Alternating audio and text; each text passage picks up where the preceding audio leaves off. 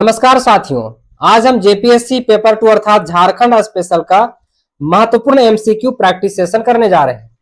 इस सेशन की सबसे खास बात यह है कि इसमें कुछ प्रश्न जेपीएससी की पिछली परीक्षाओं से लिए गए हैं, जबकि कुछ प्रश्न परीक्षा के संभावित पैटर्न को ध्यान में रखकर तैयार किए गए हैं।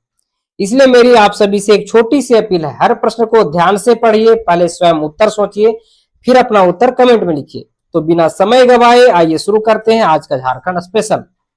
इसके पहले आप लोग चैनल को सब्सक्राइब जरूर कर लीजिएगा। तो आपका सवाल ये है, मुंडा शासन व्यवस्था में ग्राम प्रधान को क्या कहा जाता है? Option number A Pahan, option number B Munda, option number C Mahato, option number D Pujar. तो आपका सही जवाब क्या है? Option number B Munda. तो चलिए हम लोग इसके विश्लेषण को देखते हैं। मुंडा जो है गांव का राजनीतिक और प्रशासनिक प्रधान होता है। गांव का राजनैतिक और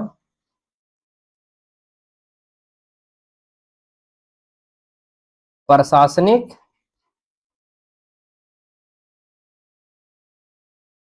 प्रधान होता है। कौन? मुंडा होता है। ये क्या करेगा? ये जो है विवादों को सुलझाता है। क्या करता है? विवादों को सुलझाता है। विवादों को क्या करता है? सुलझाता है। बाकी अन्य विकल्प की हम लोग चर्चा कर लेते हैं। पाहन की बात कर लेते हैं। किसकी बात करेंगे हम लोग? पाहन की बात करते हैं। पाहन जो है गांव का धार्मिक प्रधान होता है। गांव का धार्मिक प्रधान होता है। कौन?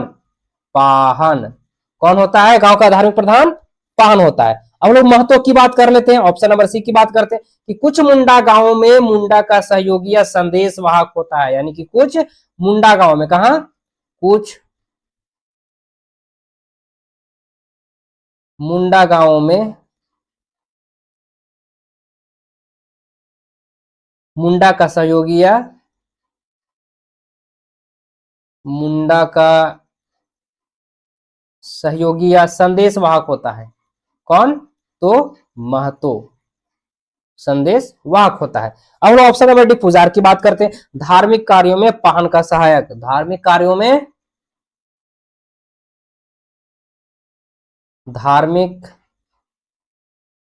में किसका सहायक?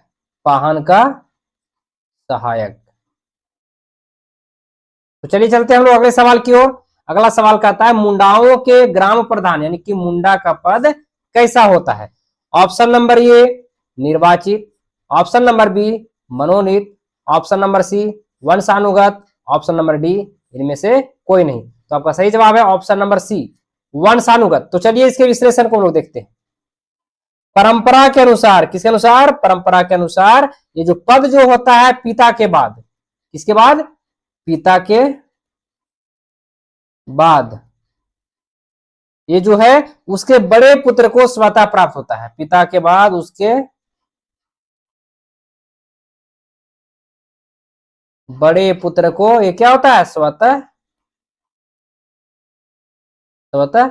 प्राप्त होता है। इसमें चुनावी की प्रक्रिया यानी कि इसमें चुनावी प्रक्रिया नहीं होती है। इन्हें चुनावी या मनोनयन की जो प्रक्रिया होती है इसमें नहीं होती है। तो हम लोग चलिए चलते हैं अगले सवाल की ओर। मुंडा शासन व्यवस्था में गांव के धार्मिक प्रधान को क्या कहा जाता है? मुंडा शासन व्यवस्था में गांव के धार्मिक प्रधान को क्या कहा जाता है? Option number A Mahato, option number B Pahan, option number C Pujar, option number D Dihuri. तो आपका सही जवाब है option number B Pahan. Option number B Pahan. तो चलिए हम इसके विश्लेषण को देखते हैं। शुद्ध रूप से गांव का धार्मिक प्रमुख, शुद्ध रूप से देखा जाए तो गांव का क्या है? ये धार्मिक प्रमुख। धार्मिक प्रमुख जो शांति और पूजा पाठ देखता है। क्या देखता है? जो शांति और पूजा पाठ देखता है। बाकी अन्य विकल्प की भी हम लोग चर्चा कर लेते हैं। महतो ये प्रशासनिक कार्यों में सहयोगी। महतो जो है क्या है? प्रशासनिक कार्यों में सहयोगी। कौन? तो महतो की बात करें। अब हम लोग पुजार की बात करते हैं। पुजार जो है पाहन का सहायक। इसके पहले वाले हम लोग सवाल में हम लोग देखे थे, पाहन का सहायक। डिहुरी की बात कर लेते हैं हम लोग। ये जो है अन्य जनजाति, जैसे हो या सबर में धार्मिक या ग्राम प्रधान का एक पद होता है। डिहुरी जो है अन्य जनजातियों में, अन्य जनजातियों में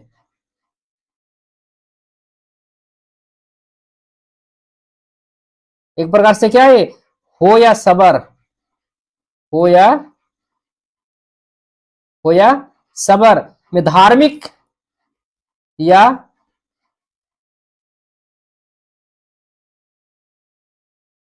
सॉरी ग्राम प्रधान,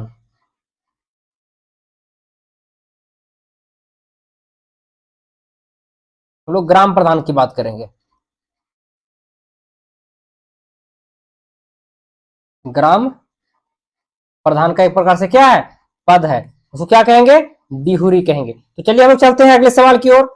अगला सवाल कहता है पाहन को दी जाने वाली करमुक्त भूमि को क्या कहा जाता है। ऑप्शन नंबर ए भूतखेत, ऑप्शन नंबर बी डाल कटारी, ऑप्शन नंबर सी खुटकटी, ऑप्शन नंबर डी पहनाई भूमि। तो आपका सही जवाब है पहनाई भूमि, ऑप्शन नंबर डी जो है आपका सही जवाब। तो चलिए हम लोग इसके विश्लेषण को देखते हैं। पहनाई भूमि की, पाहन को उसकी नियमित धार्मिक सेवाओं के बदले, यानी पाहन को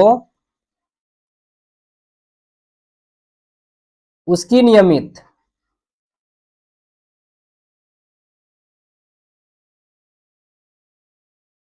धार्मिक सेवाओं के बदले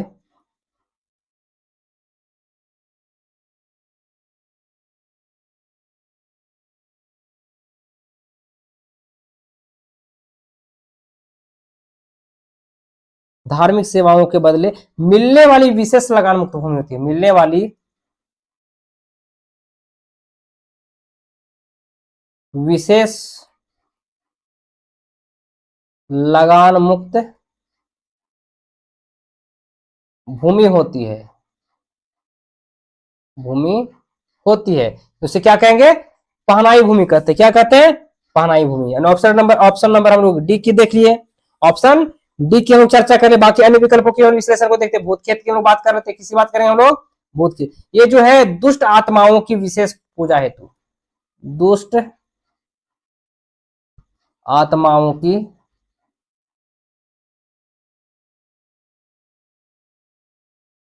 विशेष पूजा हेतु,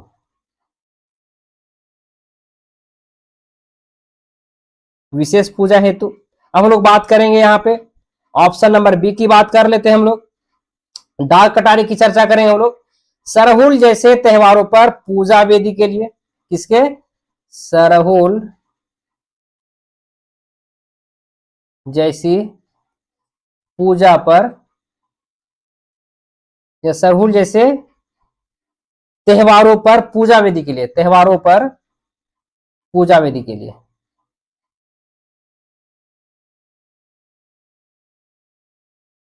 जैसी त्योहारों पर पूजा वेदी के लिए।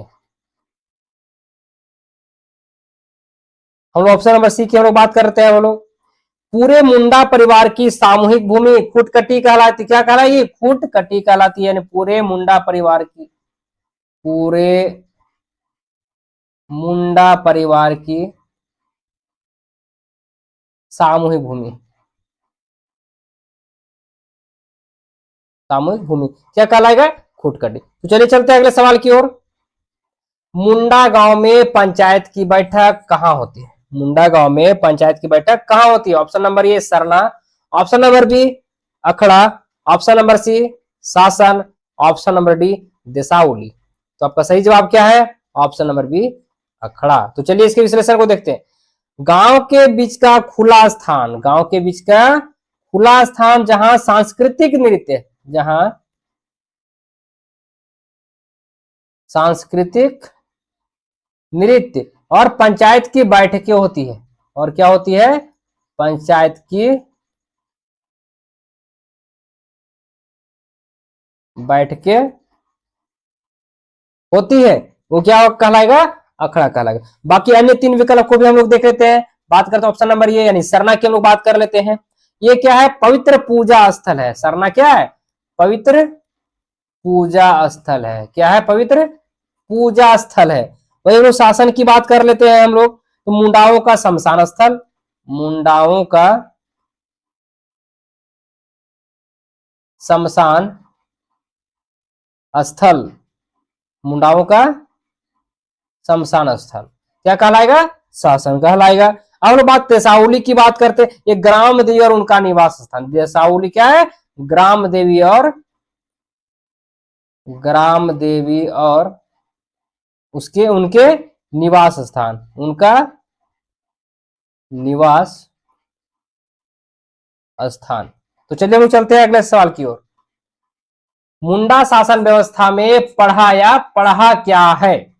ऑप्शन नंबर ए धार्मिक स्थल, ऑप्शन नंबर बी गांव का युवा गृह, ऑप्शन नंबर सी कई गांवों को मिलाकर बनी अंतरग्रामीण पंचायत, ऑप्शन नंबर डी एक प्रकार का कर। तो आपका सही जवाब है ऑप्शन नंबर सी, कई गांवों को मिलाकर बनी अंतरग्रामीण पंचायत। तो चलिए इसके विश्लेषण को लोग देखते हैं। इसमें क्या है? 7 से 22 गांवों को जोड़कर कितना? 7 से 22 गांवों को जोड़कर 7 से 22 गांवों को जोड़कर बनने वाली उच्च स्तरीय, बनने वाली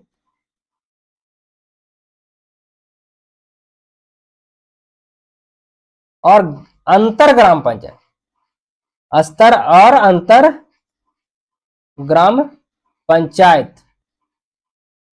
है। जो इसमें क्या होता है?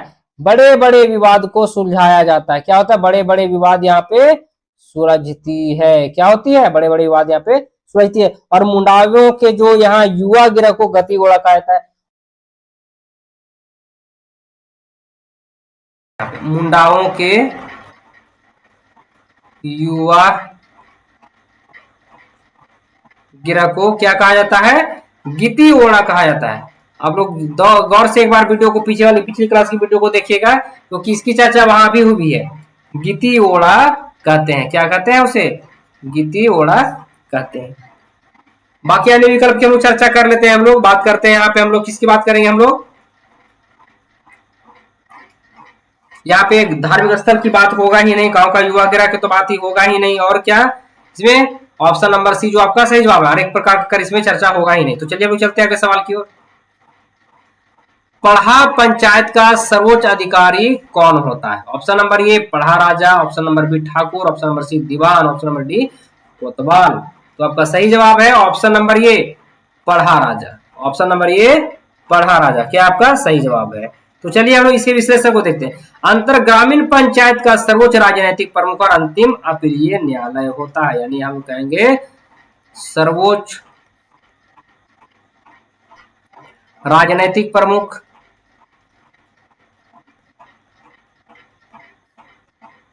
और अंतिम अपीलीय न्यायालय, और अंतिम अपीलीय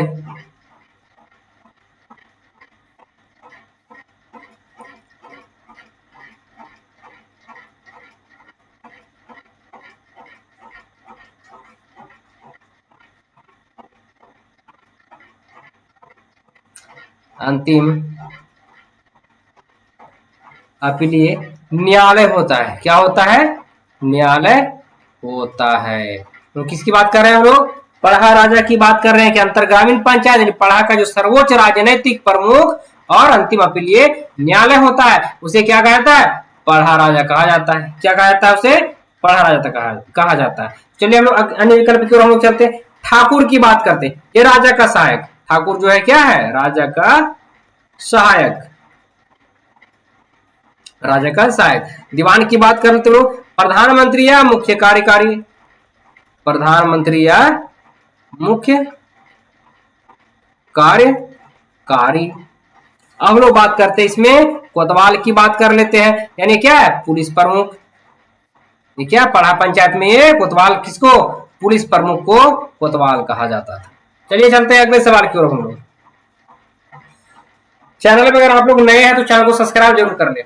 ये जो है आपका झारखंड जो है जेपीएससी पेपर 2 जो स्पेशल झारखंड जो उसमें रहता है 100 सवाल, तो आपका चैप्टर वाइज कंप्लीट हो रहा है। जो एमसीक्यू के माध्यम से जो हो रहा है वो चैप्टर वाइज। अभी हम लोग बात कर रहे हैं मुंडा शासन व्यवस्था की चर्चा कर रहे हैं।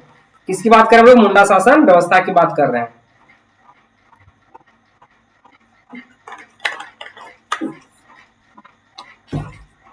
अगर आप लोगों को ये सवाल का पीडीएफ मोड में भी यदि चाहिए तो आप लोग कमेंट्स करके जरूर बताइएगा, ताकि आप लोगों को हम पीडीएफ भी प्रोवाइड कर पाए। तो आप लोग बिना कंजूसी किए भाई लोग, आप लोग जल्दी से चैनल को सब्सक्राइब कर लीजिए। तो चलिए बिना देर किए हम लोग कहाँ चलते हैं, अगले सवाल की ओर चलते हैं। मुंडा शासन व्यवस्था में पढ़ा राजा के अधीनस्थ अधिकारियों में दीवान का क्या कार्य होता है? ऑप्शन नंबर ए राजा का सलाहकार, ऑप्शन नंबर बी प्रधानमंत्री या मुख्य प्रशासक, ऑप्शन नंबर सी सभा की सुरक्षा करना, ऑप्शन नंबर डी गांव का संदेश वाहक। तो आपका सही जवाब क्या है? प्रधानमंत्री या मुख्य शासक, ऑप्शन नंबर बी आपका सही जवाब। तो चलिए हम लोग इसकी विश्लेषण को देखते हैं। दीवान राजा का मुख्य कार्यकारी होता है। दीवान जो है क्या है? दीवान जो है राजा का क्या होता है? मुख्य कार्यकारी होता है, जो आदेशों को लागू करता है। जो क्या करता है? आदेशों को लागू करता है। यानी कि यह गढ़ दीवान और बाहर दीवान के रूप में बटा होता है। ये जो है क्या है? गढ़ जो है दीवान और बाहर दीवान के रूप में क्या होता है? बटा होता है। दीवान के रूप में बटा होता है। तो हम लोग किसकी बात करते हैं कि मुंडा शासन व्यवस्था में पढ़ा राजा, मुंडा शासन व्यवस्था में पढ़ा राजा के अधीनस्थ अधिकारियों के दीवान का क्या कार्य होता है? तो प्रधानमंत्री या मुख्य प्रशासक का कार्य होता है। तो चलिए हम लोग चलते हैं अगले सवाल की ओर। पढ़ा पंचायत के किस अधिकारी को सभा का वकील या कानूनी सलाहकार माना जाता है? Option number A Thakur, option number B बड़का लाल, option number C Pandey, option number D कर्ता। तो आपका सही जवाब है ऑप्शन नंबर बी बड़का लाल। तो चलिए इसकी विश्लेषण को देखते हैं। बड़का लाल, लाल मतलब क्या हो गया? बड़का मंझला छोटका। हम लोग क्या पढ़ते हैं? बड़का, गांव में बोला भी जाता है बड़का मंझला छोटका। जैसे आप लोग गांव में कहावत सुने होंगे, बड़ बेटा बाप का, छोट बेटा माए का। तो आप लोग कमेंट्स करके बताइएगा मंझला बेटा किसका। जैसे गांव में कहावत बोला जाता है, बूढ़े दादा बूढ़े दादी की तरह बोलते भी हैं और अभी बोलते थे और बोलते भी हैं कभी कभी। तो जिनके घर में दादा और दादी है तो सुने भी होंगे कि बड़ बेटा बाप का, छोट बेटा माए का, तो मंझला बेटा किसका। तो कमेंट्स करके बताइएगा। तो अभी हम लोग वही पढ़ रहे हैं। तो बड़का लाल की विश्लेषण को देख रहे हैं कि बड़का मंझला छोटका पढ़ा सभा में, कहा? पढ़ा सभा में, पढ़ा या पढ़ा दोनों एक ही है, में वकील की तरह बहस और कानूनी पैरवी करते थे। वकील की तरह, किसकी तरह? वकील की तरह क्या करते थे? यहाँ पे बहस और कानूनी पैरवी करते थे, और कानूनी पैरवी करते हैं। बाकी अन्य विकल्प की हम लोग बात कर रहे थे, हम ठाकुर की बात कर लेते हैं। ऑप्शन नंबर ए ठाकुर की बात करेंगे। हालांकि ठाकुर की हम लोग चर्चा कर चुके हैं, तो एक बार देख लीजिएगा। बात करेंगे हम लोग पांडे की बात करते हैं। किसकी बात करेंगे हम लोग? पांडे की बात करेंगे। दस्तावेज और रिकॉर्ड लेखक। पांडे का मतलब क्या? दस्तावेज और रिकॉर्ड लेखक, रिकॉर्ड लेखक। बात करें कर्ता की, ऑप्शन नंबर डी की विश्लेषण को देख लेते हैं। कर्ता की बात करते हैं, यानी सामाजिक शुद्धिकरण प्रमुख। कर्ता मतलब क्या? सामाजिक शुद्धिकरण प्रमुख, उसे क्या कहेंगे?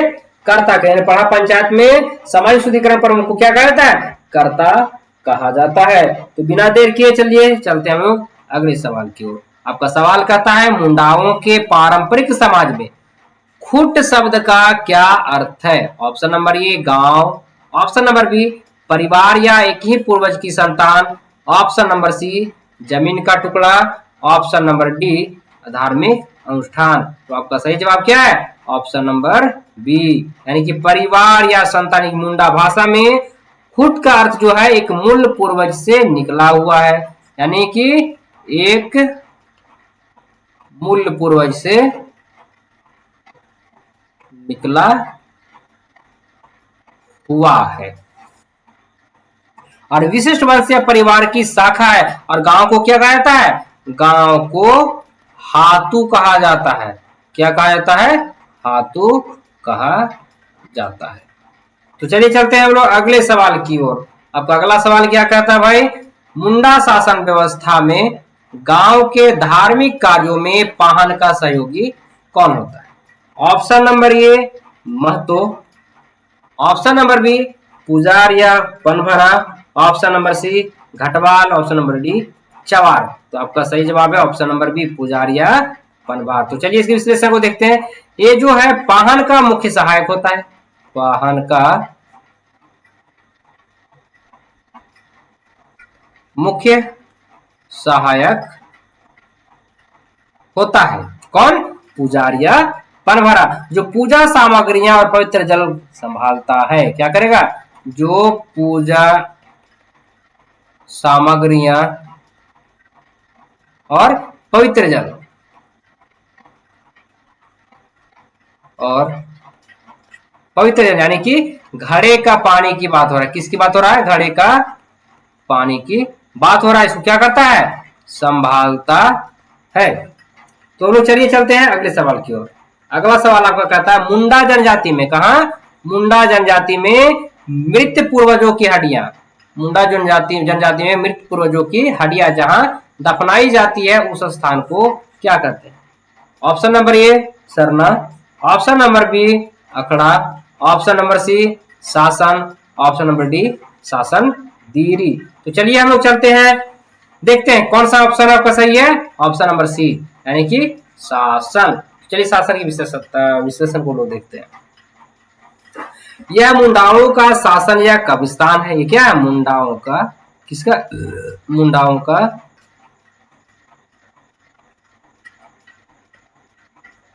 शासन। शासन क्या मतलब? शमशान बोल सकते हैं, शमशान या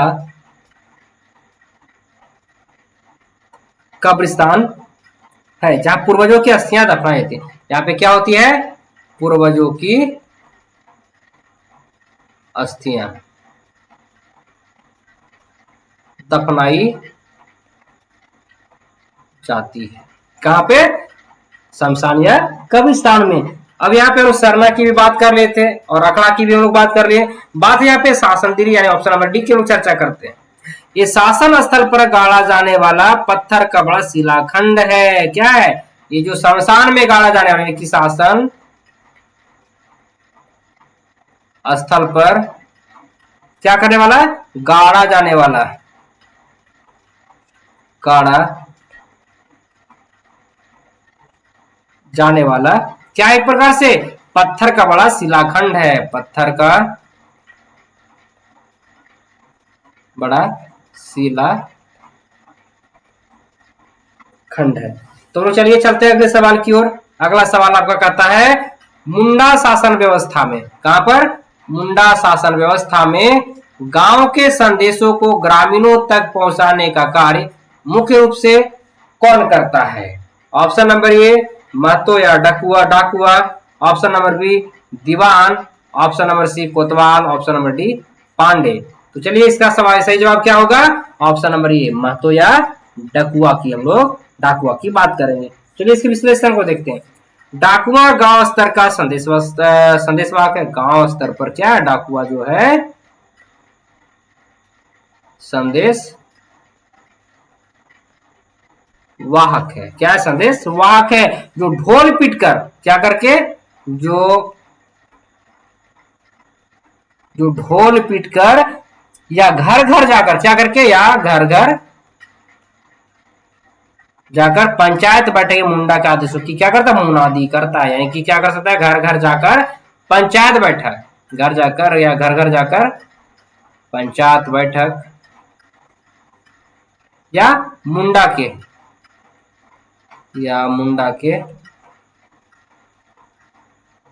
आदेशों की मुनादी करता है। क्या करता है? मुनादी करता है। बाकी आप लोग तो देखे कोतवाल के बारे में बात किए, पांडे के बारे में बात की, दीवान के बारे में भी हम लोग बात कर चुके थे। पिछले मतलब कि जो प्रश्न है उसमें आप लोग को देख लेना है।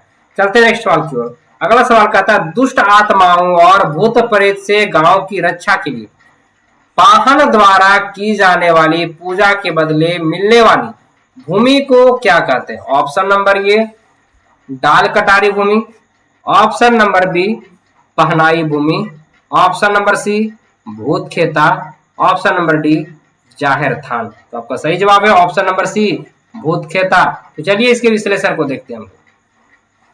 नकारात्मक शक्तियों और भूत प्रेत को शांत रखने की विशेष पूजा के खर्च और प्रबंधन हेतु आवंटित भूमि क्या कहलाएगा? भूत खेता कहलाएगा। क्या कहलाएगा? भूत खेता कहलाएगा। यानी कि नकारात्मक शक्तियों और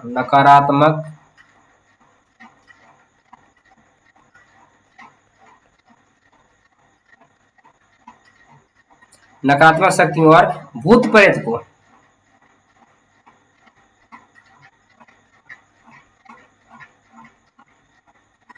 प्रेत को शांत रखने की विशेष पूजा,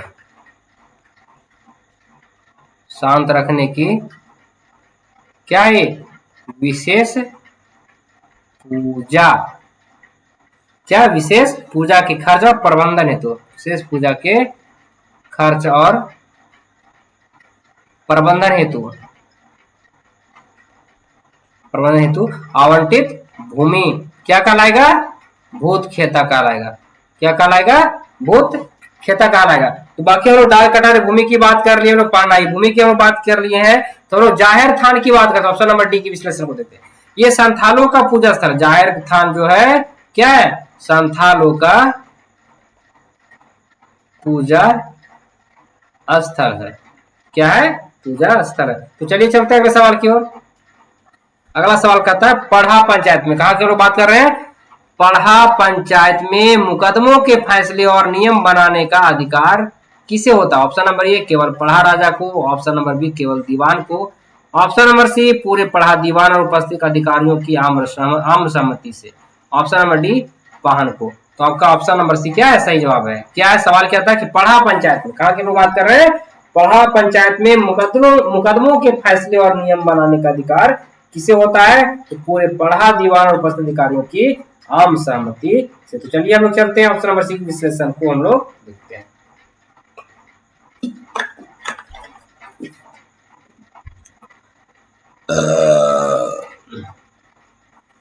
यानी मुंडा स्वशासन व्यवस्था पूर्णतः जो है लोकतांत्रिक गणतांत्रिक मूल्यों पर आधारित है। यानी कि जो मुंडा शासन व्यवस्था जो था, क्या था मुंडा शासन व्यवस्था? ये लोकतांत्रिक गणतांत्रिक मूल्यों पर, लोकतांत्रिक और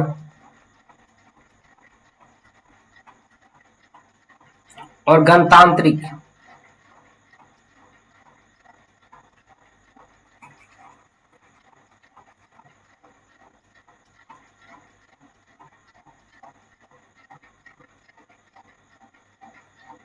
और गणतांत्रिक की बात कर रहे हैं हम लोग।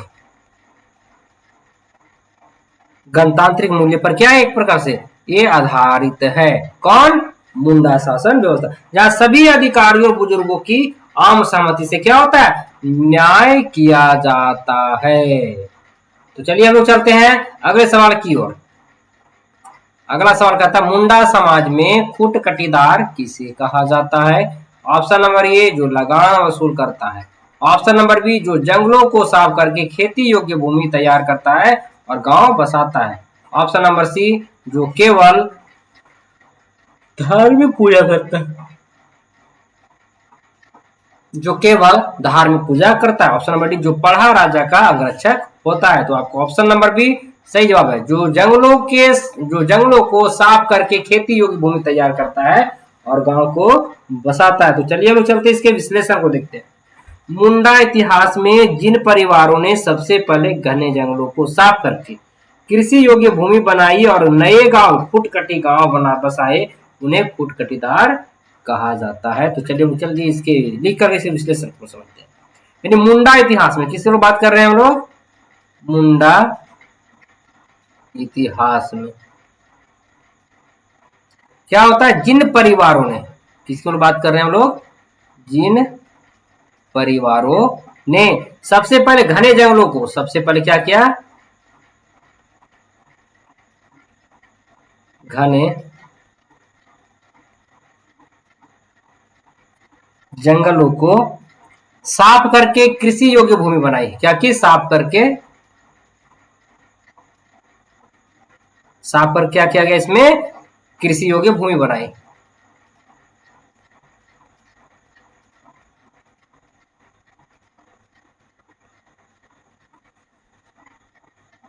कृषि योग्य भूमि बनाई और नए गांव बसाया। क्या किया? इसमें नए गांव बसता है और नए गांव का नाम क्या रहता है?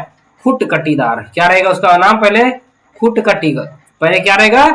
खुटकटी गांव। उसके बाद इसका नाम मतलब क्या हो जाएगा? खुटकटीदार कहा जाएगा। बाद में फिर क्या कहा जाएगा? खुटकटीदार कहा जाता है। उम्मीद करते हैं आप लोग को अच्छे से समझ में आ रहा होगा। तो यदि चैनल में आप लोग नए हैं तो चैनल को सब्सक्राइब जरूर कर ले। चलिए हम लोग चलते हैं बिना समय गवाए हुए अगले सवाल की ओर। अगला सवाल क्या कहता है भाई? कि पढ़ा पंचायत के अंतर्गत कोतवाल का मुख्य कार्य क्या होता है? तभी हम तुरंत बात किए थे इसके पिछले वाले सवाल में, यानी कि इससे पीछे दूसरा सवाल में देखा जाए तो इसमें हम लोग बात किए थे। ऑप्शन नंबर ए राजस्व इकट्ठा करना है, रेवेन्यू इकट्ठा करना। ऑप्शन नंबर बी धार्मिक अनुष्ठान संपन्न करवाना। ऑप्शन नंबर सी पुलिस सुरक्षा व्यवस्था की देखरेख करना और आदेशों का पालन करना। ऑप्शन नंबर डी सभी की सभा की कार्यवाही को लिखना। तो आपका सही जवाब है पुलिस, यानी कि ऑप्शन नंबर सी पुलिस या सुरक्षा व्यवस्था की देखरेख करना और आदेशों का पालन करना है। तो चलिए हम लोग बिना देर किए चलिए इसके विश्लेषण को देखते हैं। कोतवाल पढ़ा पंचायत के दौरान, यानी कोतवाल जो है पढ़ा पंचायत के दौरान पुलिस से गार्ड की भांति काम करता है। क्या कहता है? कोतवाल जो है पढ़ा पंचायत के दौरान पुलिस या गार्ड की भांति क्या करता है? काम करता है। गार्ड की भांति काम करता है या कानून व्यवस्था बनाए रखता है। क्या करता है? कानून व्यवस्था बनाए रखता है और अपराधियों को राजा के समक्ष पेश करता है। अपराधियों क्या करता है? राजा के समक्ष में यहाँ पे पेश किया जाता है। तो चलिए चलते हैं अगले सवाल की ओर। मुंडा शासन व्यवस्था में लाल नामक अधिकारी का क्या कार्य था? क्या कार्य? ऑप्शन नंबर ए या पढ़ा राजा का कानूनी सलाहकार या वकील होता है जो बहस करता है। ऑप्शन नंबर बी या गांव का चौकीदार होता है। ऑप्शन नंबर सी या खजाने की देखरेख करता है। ऑप्शन नंबर डी यह गांव का वैद्य होता है। तो आपका ऑप्शन नंबर ये सही जवाब है। ऑप्शन नंबर ये, यानी कि यह पढ़ा राजा का कानूनी सलाहकार या वकील होता है जो बहस करता है। तो चलिए इसके विश्लेषण को देखते हैं। मुकदमों की सुनवाई के समय, किस समय? मुकदमों की सुनवाई के समय पढ़ा सभा में बहस करना और कानूनी पक्षों को स्पष्ट रूप से राजा के समक्ष रखना लाल का मुख्य कार्य होता है। क्या क्या बोले? मुकदमों की सुनवाई के समय, मुकदमों की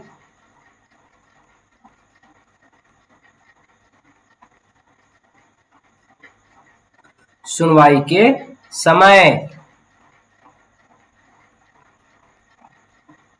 पढ़ा सभा में बहस करना और कानूनी पक्षों को स्पष्ट रूप से बहस करना और कानूनी पक्षों को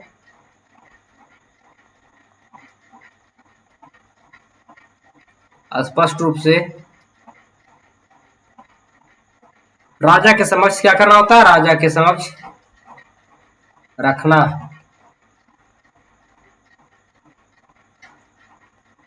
समझ रखना लाल का मुख्य कार्य होता है। किसका कार्य होता है? लाल का मुख्य कार्य होता है। तो चलिए चलते हैं बिना देर के अगले सवाल की ओर। अगला सवाल कहता है मुंडा जनजाति की पारंपरिक स्वशासन व्यवस्था को भारत की किस प्राचीन स्वशासन प्रणाली के समकक्ष माना जाता है? ऑप्शन नंबर ए चोल स्वायत्तता। ऑप्शन नंबर बी गणतंत्रात्मक या लोकतांत्रिक प्रणाली। ऑप्शन नंबर सी सामंतवादी प्रणाली। ऑप्शन नंबर डी केंद्रीकृत राजशाही। तो आपका सही जवाब क्या है? आप लोग जल्दी कमेंट्स करके बताइए। ऑप्शन नंबर बी गणतंत्रात्मक या लोकतंत्रात्मक प्रणाली। तो चलिए हम इसके विश्लेषण को देख लेते हैं। मुंडाओं की त्रिस्तरीय व्यवस्था, किसकी? मुंडाओं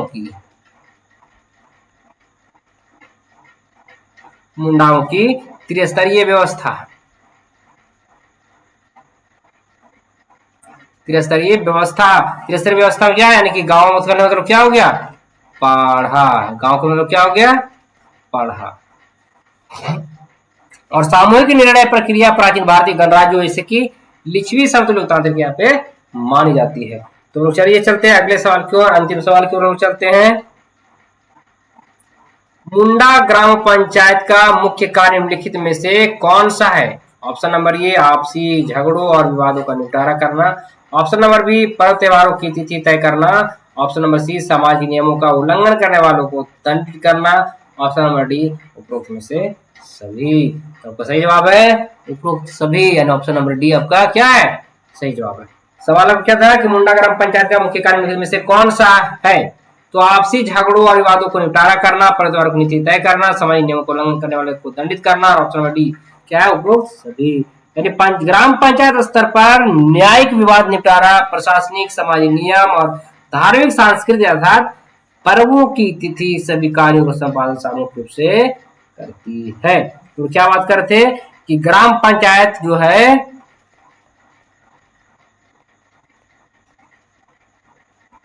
ग्राम पंचायत स्तर पर, किसके स्तर पर, ग्राम पंचायत स्तर पर न्यायिक ब्रैकेट में लिखना विवाद या निपटारा, विवाद या निपटारा, प्रशासनिक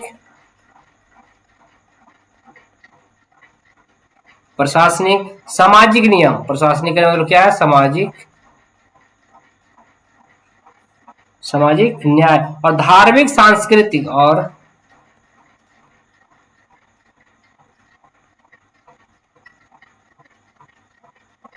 धार्मिक सांस्कृतिक, यानी पर्वों की सभी कार्यों का संपादन सामूहिक रूप से करती, क्या करती, संपादन जो है सामूहिक रूप से करती है। तो आज बस इतना ही, तब तक पढ़ते रहिए, बढ़ते रहिए। सबको बहुत बहुत धन्यवाद, सबको मेरा झारखंडी जोहार।